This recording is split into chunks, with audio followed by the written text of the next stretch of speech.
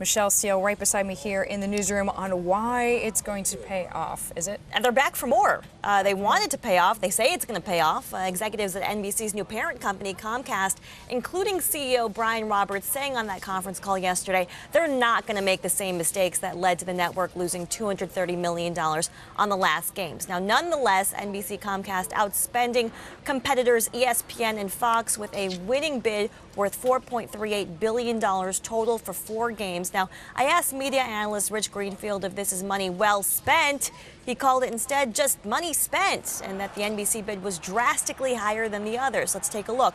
NBC Comcast bid averaged about $1.1 billion for every games through 2020. Fox, on the other hand, willing to spend up to $850 million for the same rights on average per game for 4 games. And ESPN, the richest of the bunch, actually bidding $700 million for just 2 games. Now, analysts I'm talking to were skeptical about being able to realize returns on NBC Sports' new strategy of broadcasting every Olympic event live, which is a sea change from their taped delayed strategy.